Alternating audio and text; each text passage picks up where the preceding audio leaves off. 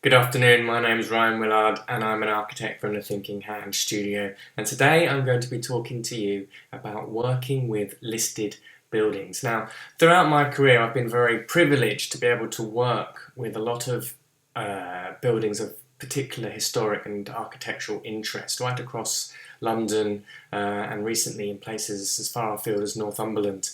And it's always a joy to work with these beautiful old buildings, particularly when you're doing something very modern and contemporary alongside them and working to create a kind of a sympathetic addition to these old buildings.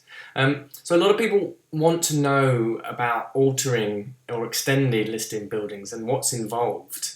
Now, I think it's worth defining what is a listed building. A listed building is an object or a structure that has been judged to be of national importance in terms of architectural or historic interest, and it's included on a special register called the List of Buildings of Special Architectural or Historic Interest. And buildings tend to be listed with three grades. You have grade 1 listed, you have a grade 2 listed, and you have a grade 2 star listed. And those are just a kind of grading system in how important those buildings are. So how are listed buildings chosen? They go through a process whereby the Secretary of State for Culture, Media and Sport and liaising with English Heritage or Historic England make the decision that this particular building is of particular architectural and historic interest. There are deadlines involved and time periods, so buildings built before 1700 tend to be automatically listed as long as they're in the same condition as their original construction, and most buildings dating between 1700 and 1840 are listed, although some are selectively applied. And buildings from 1840 up to 1914 are selected on the basis of their demonstrating technological advances and being the work of particular architects. For example, Edwin Lutyens, a great British architect, has a lot of buildings of his that are listed. And a building like Lloyd's of London, for example, by Richard Rogers, a fantastic building built in the 1980s, a very contemporary building, but is deemed of such technological and architectural interest that it has been listed. So, in order to gain permission to do any alterations or work or addition to a listed building, you will require listed building consent. And carrying out any unauthorised alterations to a listed building is a criminal offence, and it could lead to a bill of thousands and thousands of pounds to restore the building to its original state.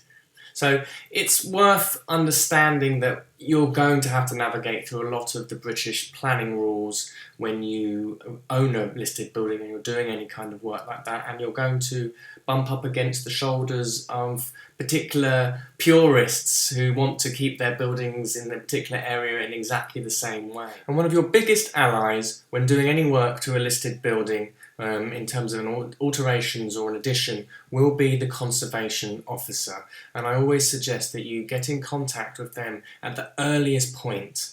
And also having a very good team of experts, skilled architects who understand the local vernacular and are able to produce designs which are sympathetic and sensitive to your listed building will also enhance your opportunity and your ability to be able to gain listed building consent and get that permission to build and look after this wonderful building that you have turned into a home or whatever use you're using it for.